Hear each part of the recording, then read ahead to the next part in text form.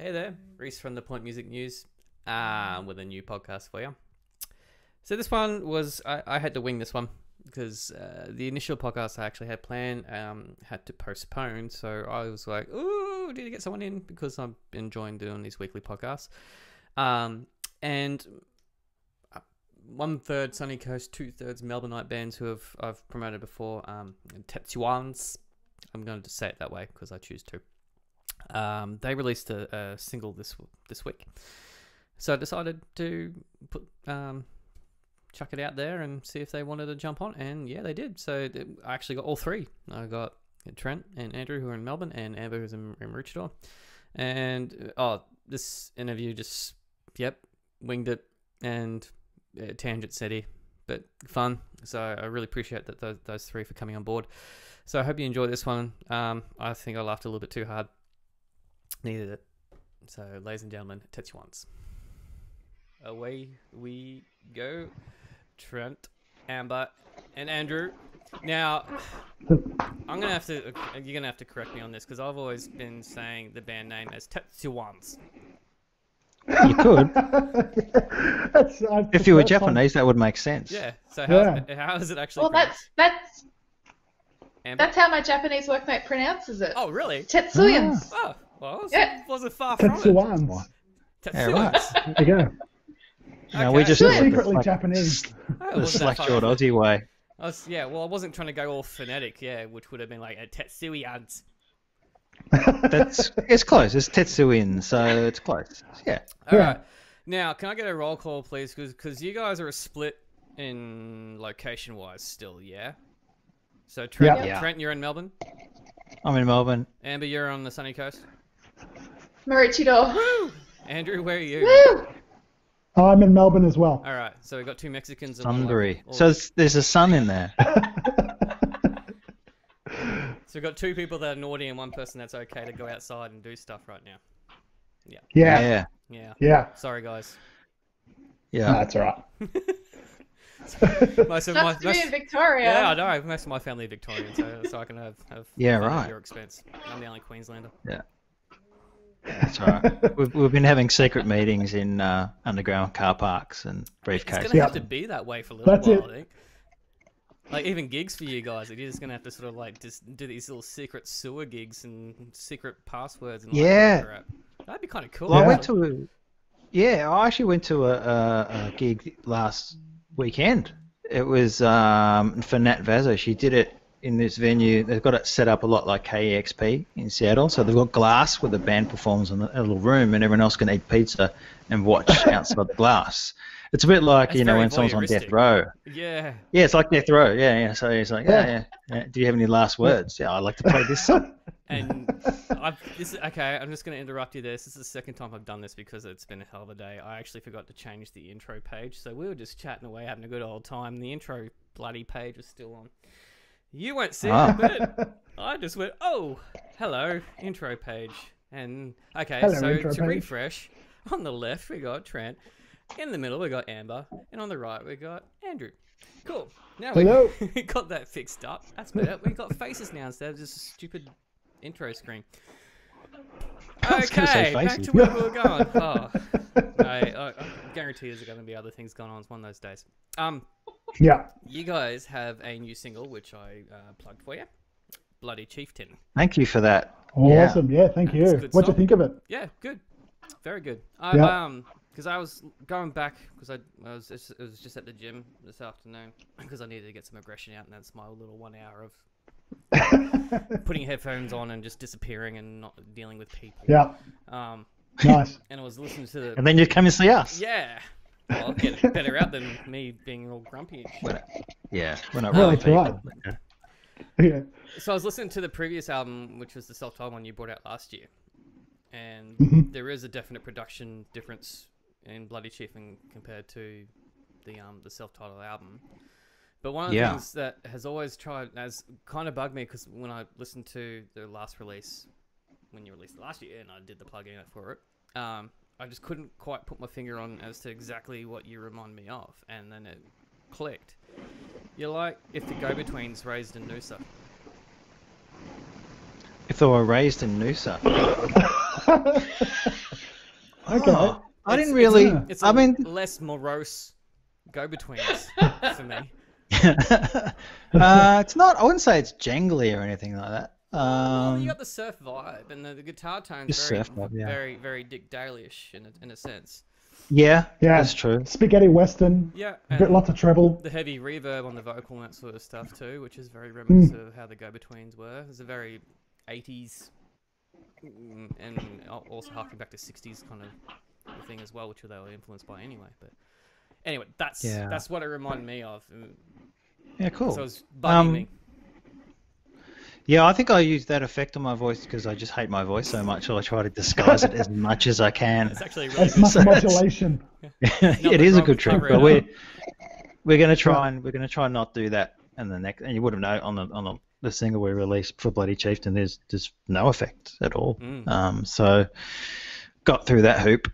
Now we just got to get through another 9, and we should be fine. Or 10. So have you actually started production on the rest of these, or is it just that one you just released? Or No, we're pretty close. We're pretty close. Like most of the like the drums and the guitar is done. Amber's had to do all her stuff a bit remotely. That wasn't really part of the plan, although we did it like that for the last album, but because of COVID, it's like, okay, well, we know how to do this at least. So that's right. That was our norm. That's been our norm for the past year, I think. Before even COVID hit, we just that's one of the things I was going to ask is how do you actually do that, given the distance? That's the only way I know how to do things. Yeah. Will they just send you the track, or do you just have like a makeshift studio? Like yeah. So Is that all we get now? No, I've just got a Focusrite, and so the guys send me the bass and guitar. Oh, not the bass. Yeah. Drums and guitar. Yep. So is it all... And I play with the rest. So is it all done in Logic or something like that? I think Brad uses Logic, I think. This just... Yeah, but you just, Ans, I think you just do it through like a... Audacity. What is it? Audacity, yeah. Yeah, and we just send the files to... I was using Pro Tools, but it's Audacity now. Yep. Yeah. Do you Amber? Do you use like a DI as well? You just go straight into the actual Focusrite.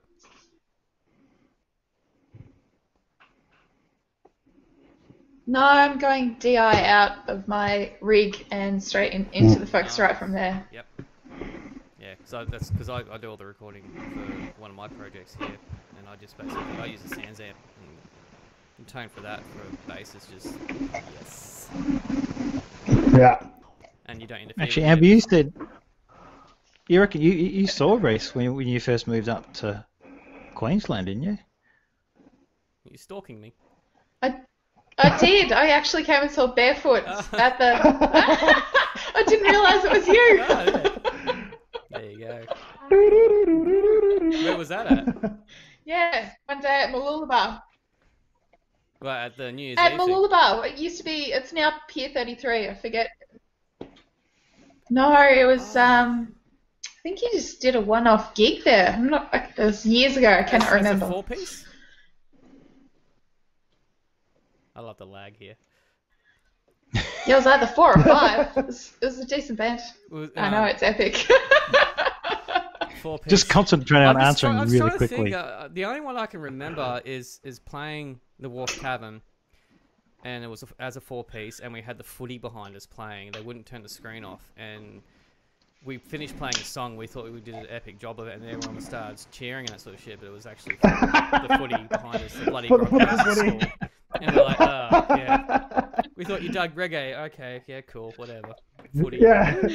You know, just take it as yours. Just say, yeah, we'll take that. We own that shit. That's ours. Yeah, that's fine. That's our cheer. Yeah. You should just face the screen trying to time it whenever they get into their forward line. I actually did it once. End the song now.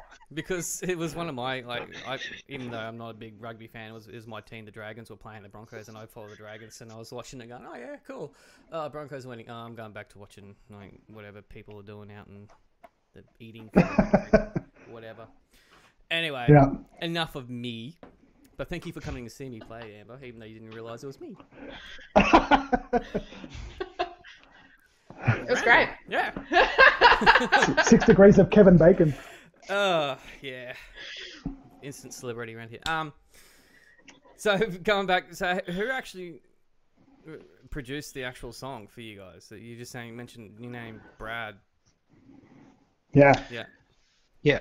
So down at Supersonic Studios in Cheltenham, down this end. In He's actually Melbourne? been pretty. Yeah, he's been really good. Like we were after a certain sound, like a really punchy.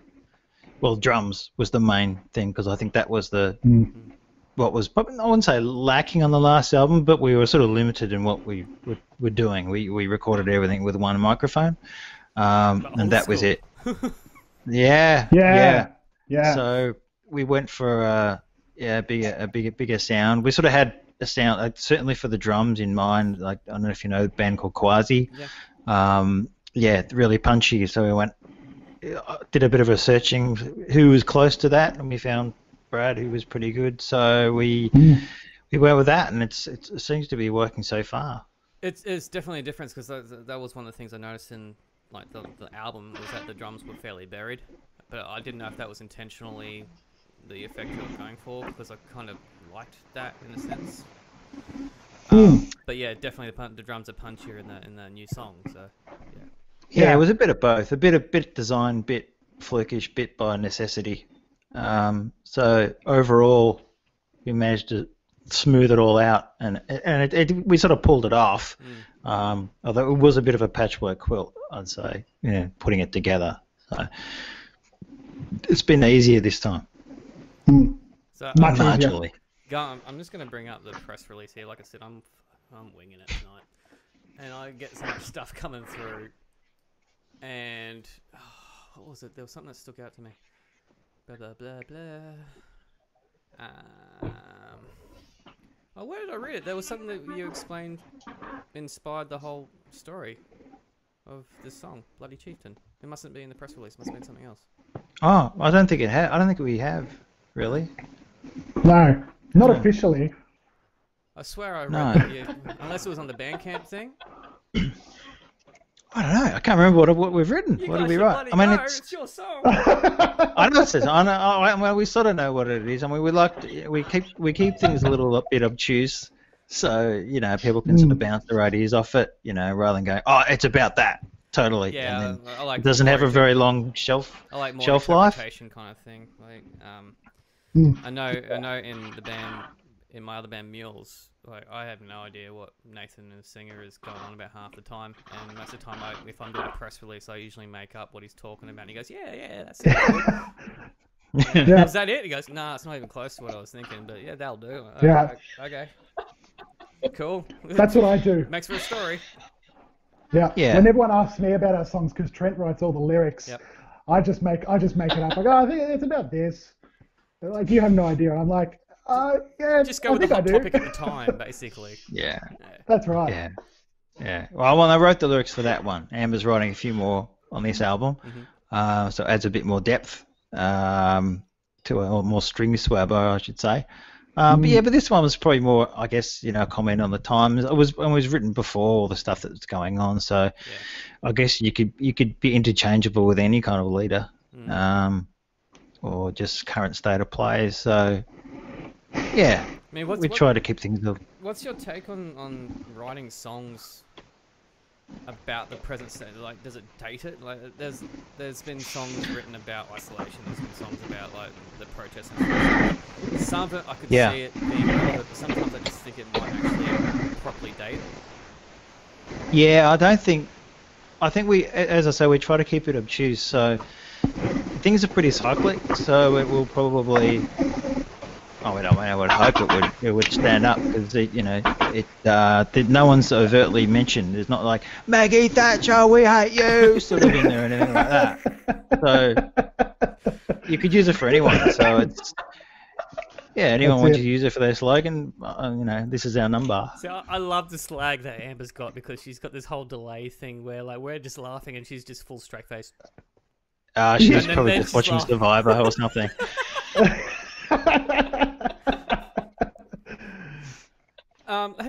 Have you guys played up here? It's not an internet issue. That's my brain. Yeah. We did, Amber and I played Milk Bar was it last year? Milk Factory. Yeah, last year. Yeah. Yeah, that was the last time we were up there. And that was good. It was but- a sort of small gig, just the two of us. But we're definitely, once everything, the shackles come off, hopefully, we're looking to do some Literally. gigs up Yeah. there. Yeah, yeah. So we'll see you in 2023 then. Yeah. Yeah, I think people are talking more. I think internationally they're talking July 21. So I heard something today. So, Yep. which is not bad. It's Yeah, not a that's bad it. result. Hey, when look, you it think works about both ways because Well- most of the Queensland bands we do a little bit of New South Wales, but we usually just go straight down to Melbourne. Yeah, yeah. It seems to be more of a Queensland, Victoria thing. New South Wales is a Because bit. we understand our humour. Sydney's just I don't know. That's I've had one or two fun gigs in Sydney around the surrounds, and no offense to Sydney, there are some good places in there, but Melbourne shits all over it, to be honest with you. Yeah, although it's not Yeah, great at I the agree. moment. There's a lot of venues which are really on life support. Yeah, I think Brisbane's very similar to that, but I mean, I just started booking gigs again, so I'm starting to see some life. Yeah, cool. Yeah. That's Oh, awesome. that's good. So there is life. Yeah. And there is light at the end Yeah. of the tunnel. Give it time. Give it time. And a few million. I actually thought the situation, because there won't be huge numbers available, and for those bands which couldn't draw a massive crowd, it might be a bit of an opportunity for them, just for people who are starved of seeing gigs, just to go and see anything. This is it. I don't Because know. of the capacity too, it actually makes it sound like we're selling out. Yeah, that's right. Yeah. I actually kind of like that idea. Yeah. Yeah. But it also means that we're not getting international acts apart from potentially Kiwis coming through. So it leaves more room for us locals and smaller bands and that to take over and I don't know, pull our weight basically and prove ourselves. Yeah, I heard WA Totally were agree. opening up their restrictions. They are, yeah. And they could potentially get all the big international acts. I mean, WA scene's pretty wicked as it is anyway. Yeah. Yeah. They bring out some good bands. Oh, definitely. I've never been over there. But I Yeah, know the bands that Panics. come through No. Yeah. Well, Sean Ryder still lives over there, from what I recall from the Happy Mondays. there. Yeah, he just called it home. But why not? It's sort of isolated from everywhere else. Might as well go down to Tassie. True, and there's not that much trouble. You can't get into that much trouble over there, I mean, we saw that with Ben Cousins, so he's probably used to it. Wow, controversial. Not really. What hasn't been said about that guy? What hasn't he said? I don't know. I haven't really read his memoirs, to be honest with you. I don't really plan on doing it. No, me neither. Oh, wow. Okay. Excuse me. I need my wine tonight. It's all right, we're on the Yep. Well, Amber and I on the side. It's yeah. I'm on the nothing. Yeah. Cheers. Midweek nothing, bitch. That's the way to do it. That's it. All right. So, I'm pulling up this press release again. Like I said, winging it. So, former President Andrew Jackson, how are you feeling about the current situation in the US right now? You left a hell of a legacy, mate. I did. Have they pulled down my statue yet? Probably. Because I know no. I know they're pulling down all the other statues. I just hope mine still stands.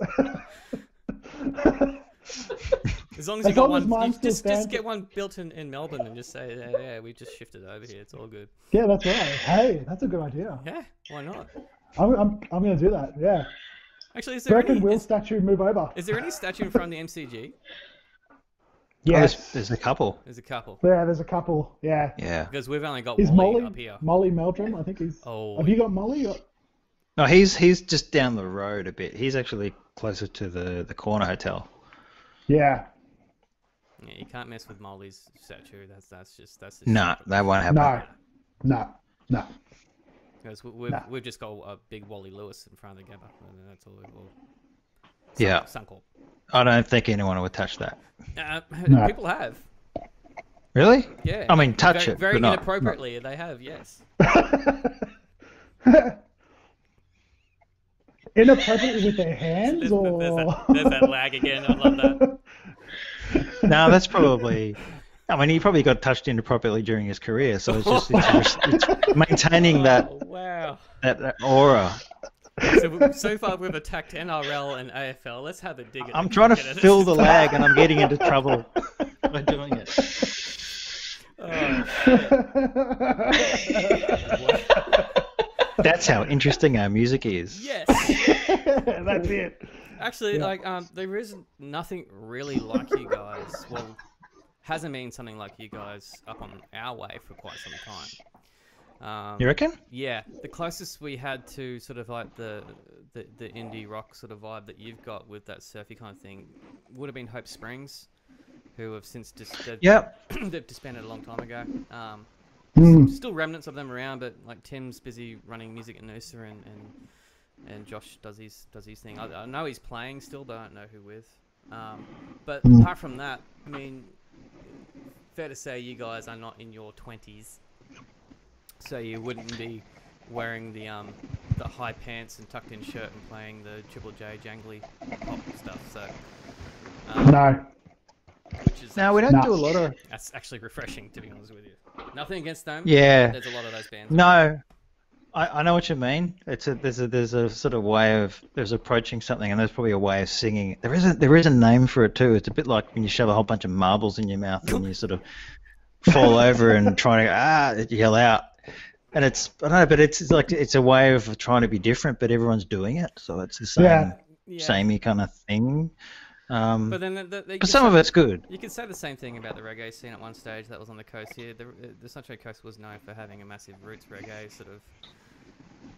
Yeah, Amber knows all about that. It was kind of like a joke at a time, but now there's only like literally a handful of roots reggae artists. That bothered sticking. Is it because their trust funds have run out? Or? Hey, I'm in a reggae band. Wow. Bad joke.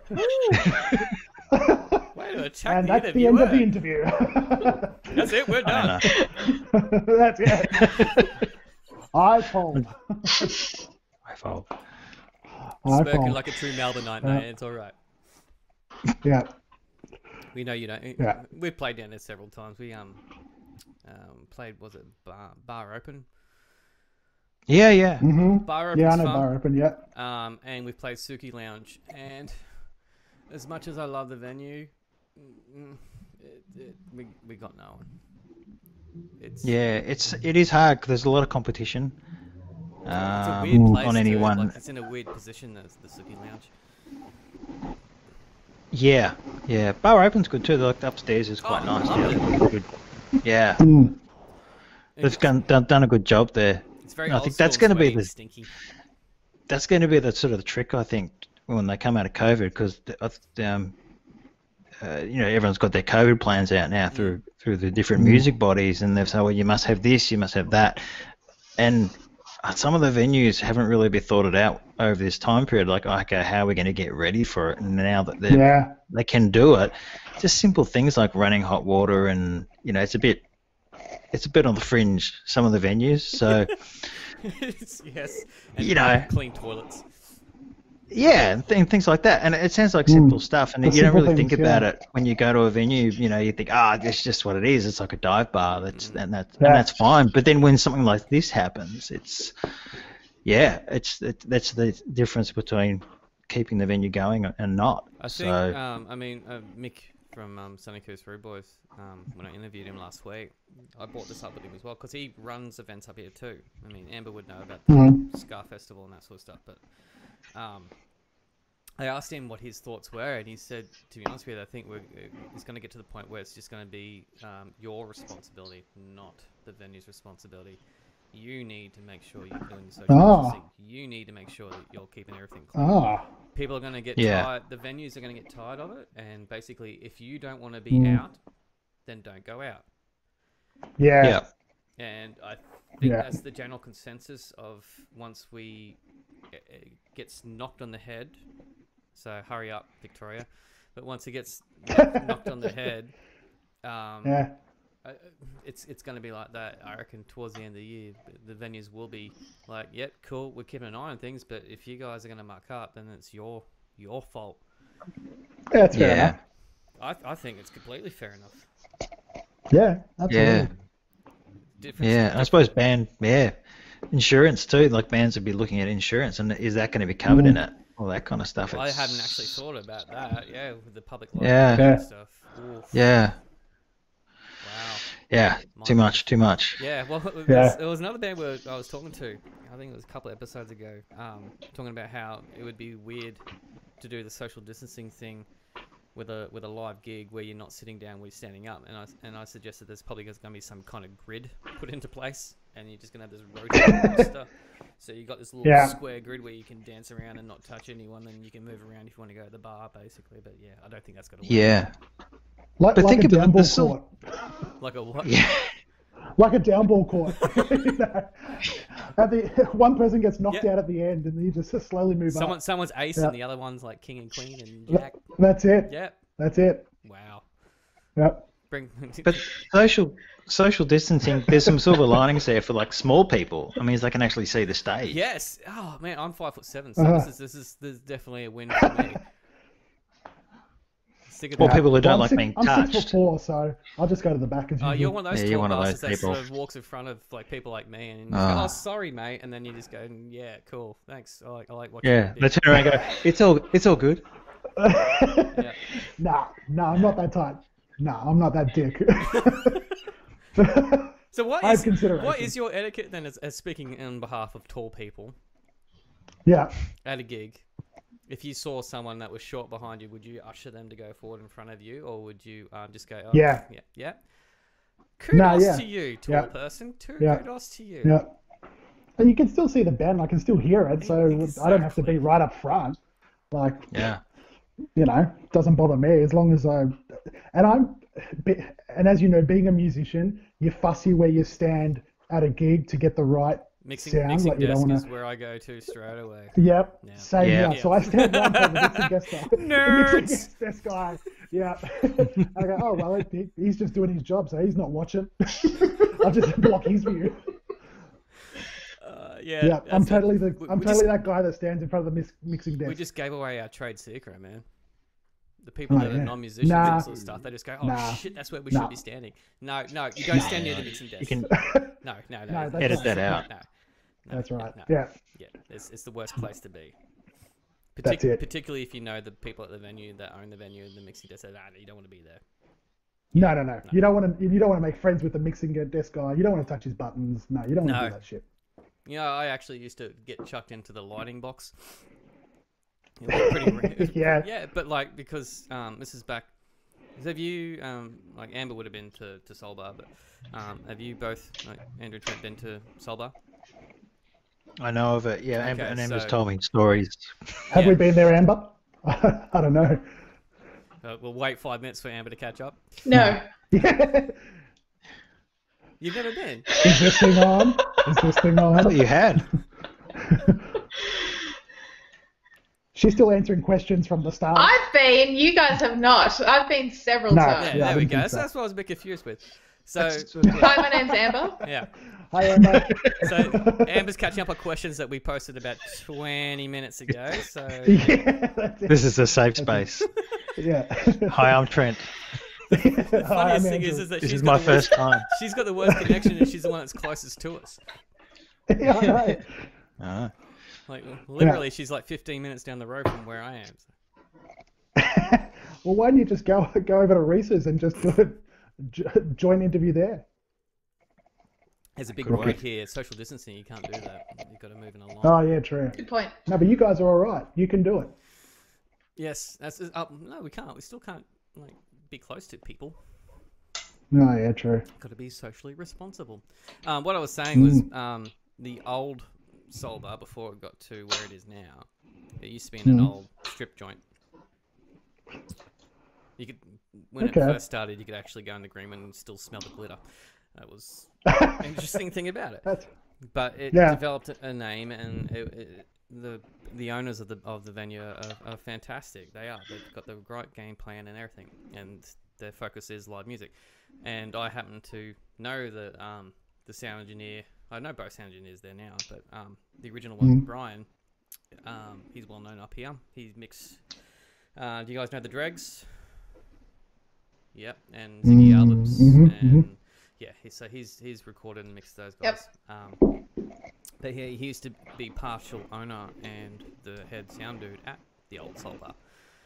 And when I got to know him, this is going back 10 years, 8 years, 9 years ago. I'd sneak into the sound desk and just have a chat with him, and he'd go, "Hey, Foxy, how you doing? Yeah, cool." And then all of a sudden, he just chucked me in the light booth, and next thing you know, I'm controlling the bloody lights where it was freaking playing. So yeah, That's cool. Don't do that, people. It's No. I don't recommend touching people's buttons in the lighting desk. But yeah, it's just one of the fun things one of the privileges of knowing people, I guess. Yes. Anyway, Yeah, it's pretty cool. Going back to, that was a massive tangent. Sorry. Told you like tangents are good shit tonight. That's all right. Our songs are tangents. Our songs have tangents in them, so we're used to tangents. Follow us along on the journey. Yeah. I was saying there's not that many bands up here like you do. Do you have any idea as to why? Because you guys have got like that surfy vibe, but you're coming from Melbourne, which is kind of weird in a sense. I think it was more like if you take the songs themselves, I don't think you would call them surfy songs. There's certainly there's production elements like the solo guitar stuff, which has a sort of like a Cramps kind of thing, and a 13th floor elevators kind of thing to it. But other than that, the songs I hope sort of just stand up on their own, and that's going to be interesting because the next album probably doesn't really sound as much like that. There's some elements which we've retained, but it will be a lot different. So more driven. What is the deal with the name Elephant Hexagon, by the way? Because that's I'm assuming that's still going to be in the name of the second album. Yeah, actually, well, it's a good point because one of the from the last album we had a few people come back who liked the album and they said why they liked it, and then we had a few people who didn't like the album and they also said why they didn't like it as well. Oh, I gotta love those people. Yeah, but that was actually one of the best things we took from it because I can't remember who it was now, but they said, it reminded me a lot like something that would have been released on Elephant Six, which was a label in the US, which had a lot of indie bands and lo-fi production values, but the bands and the songwriting which were in those albums were fantastic, and I really loved it. So I took it more of a badge of honor than a sledge. So we sort of took our Elephant Six Hexagon, okay. Yeah, I got you now. So that was sort of one idea. There's some other ideas around that title as well, but that was the main one. I was just thinking of a hexagon full of elephants, to be honest with you, but hey, we'll go with that one. Yeah. Well, that'll probably be the cover. Or a big stop sign with an elephant on it. Hang on, there's a stop sign. That's it. Yeah. An octagon. Yeah, well, you can design it if you want. Yeah, that's right. Elephants crossing. You make it your own. Hexagon. That's it. And that's the whole point. Going back to making our songs, the listeners have their own interpretation of it. Yep. Which is what you've done. So it's working. Props to me. Hey, look, I'm seriously, I'm shit at lyrics because I still get my own band's lyrics wrong. Yeah, quite often me too. To the point I just where I was play the actually drums. singing them like incorrectly. There is a video of me doing backups in Barefoot that the song, our biggest song, Impolite, has an acoustic version of it. It's got like 15,000 views on YouTube or something. Yeah, you gotta send that to me. In the last bit, Ash is singing along going Impolite, and I'm singing going, in the light. And when we went and recorded that song, the producer Paulie B just gone and said, because it was originally called Rude Boy, and he actually said, you should actually think about changing the name of that song because, I mean, you already released a song called Babylon. You don't want to go too like full on reggae-ish, like with names and that sort of stuff. You're being very The Rude blatant. Boy is very, it is very ska. Yeah. Yeah. And I said, well, what do you reckon? He goes, why don't you call it impolite? And Ash just sitting there, oh yeah. And I said, why impolite? And all the band just looked at me, just going, dude, it's what he's singing in the lyrics. I'm just going, oh, light bulb. Not in the light. Not in the light. Not in the light. No. No. That's all right. I remember seeing a documentary on REM, and they had to do a gig on Saturday Night Live, and they forgot the lyrics to the song, so they had to send someone out to get a lyric book, an REM lyric book, so they could perform the song. Holy shit, that is a getting to the Greek moment. Yeah? Have you seen that movie? Yeah. No, I still haven't seen that A film. long time ago. I only rewatched it the other Long night because I was time ago. bored and I didn't feel like watching anything on Netflix. So I've got Getting to Greek on DVD. I'll just chuck it on. And Yeah. I think it's actually on Netflix too. it probably is now. Yeah, I just realised. But Yeah. Okay, well, I'm going to do another tangent here. I've been living in this place for nearly a year now. After living in a place for 13 years, and when I moved here, I couldn't get my stereo system, which was a surround sound for my vinyl and for the TV and that sort of stuff, to work. Kept coming up with this whole Protect thing. It's an old Yamaha, old Sony system, and a big sub, and I loved it, but it wouldn't work, so I just gave up.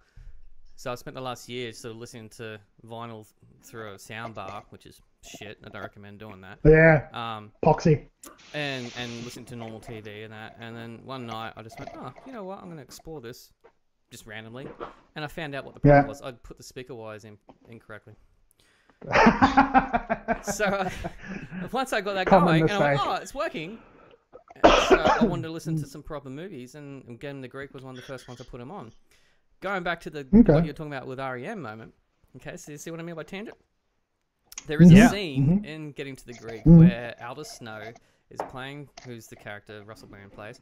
He's playing on Good Morning America or something like that live, and he's supposed to play like African Child, which is super. It's really, really badly placed right now, but super, just super inappropriate. And he says to the guys looking after him, the A&R rep, who's played by Jonah Hill, he goes, I've forgotten the lyrics to African Child. And he's going, are you serious? He goes, I've forgotten the lyrics to African Child. You need to get me the lyrics to African Child. So he's running around yelling out, does anyone know the lyrics to African Child? Anyone know the lyrics? And everyone's just going, oh, no. And he ends up playing another song. Yeah. So that's that tangent. There you go. Spoiler. I just spoiled it for you, Trent. I'm sorry. No, it's fine. I think I know everything I need to know now. No, do me a favour. There's some epic bits in that movie. I actually forgot how good that movie, funny movie it was. Yeah, it did strike me as weird though that Michael Stipe couldn't remember, because that's his only job in that band, just to remember. One job, Michael. One fucking. Yeah. That's it. Yeah. That's it. Apart from dance weirdly. That too. Do you guys incorporate weird dance? No. Nah, I don't think. Well, none of us. Well, there's no one just singing, so there's none of that sort of. Still waiting for Amber's response. We'll wait another. Yeah, I was just filling in. I had nothing really interesting to say. Yeah. When you're ready, Am, we'll just sit back and wait. There it is. There it is. There it is. She caught up. We should have a box in the corner, and every time there's like the way and Amber laughs, just bing, and we get up to like 20 counts. Take a shot every time Amber's delayed. This is Richard or NBN at its finest. That's alright. We're out the stick here. Oh wow. But we will eventually, hopefully, see you guys up here. Yeah, we hope so too. It'll happen. Well, you reckon the album's going to come out in August? Still? We're aiming for that. Yeah. I think once we've got everything down, it won't take too long to put together. We'll do it all in about a week. So just mix it and everything. So do you have a preferred mastering engineer that you use, or you just get the Brad to do it? We've got Brad's got someone he knows who does a pretty good job. So yeah, didn't do a bad one on the last single, so we'll put their trust in them. Yeah, mastering's a weird one. I've always found that it's a black art. It really It is. Yeah. Like, I can't. I don't have the patience to sit there and fickle and go, nah, there's that slight tune or that slight treble or that slight. I don't have the patience for that. Like sometimes just hi-hats just for some reason they're just the bane of my existence. But yeah, I mean that's why I don't like trap music. I can't stand like really bright high notes. Yeah. I think we took that approach going in. Like you can get really anal about every, like you say, like, or just like one sound on a drum kit or something, or just that's right. Or you can just go look and just going to go in, just make it sort of heavy and raw as we can. And if it sounds like there's an energy there, people pick up on it, and they don't really worry about the subtleties of things. So we've taken that approach. Do you add extra stuff, extra elements to your given the raw recording space? Because I always go, you know what, if I can't replicate this live, I don't care. I want to add in all these other bits and pieces just to make this something special. Only guitars, only just additional, like guitars, like maybe a bit of double track and a bit of soloing, but drums and bass is just Amber and I. All right, cool. Yeah. I think that creates that space up too. The guitars. I suppose your sound isn't dense. It's more. It is very sort of. It does have that element of space to it. There's a lot, because, like I said, there's a lot of the reverb and so you need that to breathe. And not just the tone. Like even our playing. We all give each other space to play our bits, and then give each other the bit to. Okay, in this part, it's your part to shine. Well, we hang back, and then it's your part to shine, and so I think we give each other. That's what makes the songs really well. We give each other space in our playing as well. We're not all just gun ho or back. Like it's got that wave feeling about it. So how did you guys get together? Did Amber move up here? Was she originally from Melbourne as well? We'll wait for Amber to. Yeah. No. Oh, jeez. Yes, I'm originally a Mexican as well. Okay. I could go make a coffee by the time you answer that I question. could go get another glass of wine while we wait for Amber's response. So, did you guys all form in Melbourne, basically? And that's, Yeah. So how long have you been in a band for? Because I actually haven't explored this. Well, Trent and I have been a band for, I think we've been together since 2006. I believe that's called a duo. 15 years. If there's two people, it's called a duo, not a band. Yeah, different configuration. We weren't a duo. We just had a different bass, but we just didn't have Amber as a bass player. Yeah. Does Amber play like this too, where she's just sort of like about a whole bar behind the rest of the band? No. If anything, she's the one that keeps us in check. Good. Yeah. We're the ones that have to watch her. She's the one that's keeping us in time. Mate, She's the driver. Well, man, Andrew, you and Amber are supposed to have that. I mean, I'm a bass player, dude. You got to have that relationship happening. You got to have that psychic link thing. If you fuck up, then she fucks up. That's it. Well, I play bass as well, so Don't mention I that, know. man. Drummers aren't supposed to say that. Oh, sorry. It's like I'm not supposed to say that I play drums. Oh, I don't play any other instrument apart from drums. You're a drummer, dude. Shh. Yeah. Okay. Yeah, we have that kindred. It's an unspoken bass thing. and drummer. Yeah, you just don't That's it. do that. Yeah. The unwritten rule. Yep. The unwritten rules. You know that joke, right? That the drummers are a bass No. player that can't play bass. What was that? Drummers are a bass player that can't play bass. And bass players are drummers that can't play drums, basically. It goes hand in hand. Oh, okay. There seems to be a lot of really shitty drummer and bass player jokes. Yeah. Like, how do you My know? favorite is you go. I was going to say, how do you know the stage is uneven? The drummer's drooling out of one side. How do you get your drummer off your porch? Ooh, I don't know. You pay him for the pizza. All right, that's enough. Oh. That's enough. I noticed the guitarist is saying "mum" on this kind of shit. No. Yeah. I mean, I've actually been pretty amazed at the stuff that Amber's come up with after we've just sent her files, and you go, I would have never have thought to do that. That sounded and magic. It sort of come out of nowhere. Mm. Yeah, yeah, it's been amazing. Queensland So magic. Oh no, it's just looking. Yeah, I'm looking forward to what happens with the rest of the stuff. Yeah. So Amber hasn't actually tracked. She's tracked 2 or 3. No, she tracked about 4. Okay, that I makes think. sense. Yeah, 4. So like you send something and then basically it'll take about 5 weeks for her to catch up and with the lag. Oh, Yeah. it just depends on her study. I should let her talk. She's been like Helen Keller the whole interview. This is actually making the whole interview stretch out. We've actually gone like nearly 45 minutes. Yes. It's like when you record on long play. Yeah. It's just rip on bass players tonight. Yeah, it's fun. Wow.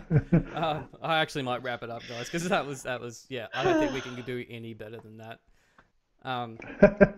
Cool. Thanks for actually jumping on board with this. I will actually put No. the link to Bloody Chieftain Thank you, Reece. in the description below. No, it's Yeah, been thanks for great. having It's been us, a good Reece. evening. Yeah, it's been awesome. You made me laugh today, so you've I hope hope done it improved a done a bit. good job. It's been a pretty not so good day. I mean, my wife makes me laugh too, so that's the plus. But Oh, good. That's the main thing. Go give her a hug. she needs That's it. it. Always needs it. Have a chat. Stay on the line. I'll have a quick chat to you after this, ladies and gentlemen. Sure. Tetsuians. I'm gonna do the. Can I do the Japanese? You can do the Japanese. Tetsuians. Yeah. Tetsuians. Yeah. Tetsuians. Hey. Thank you.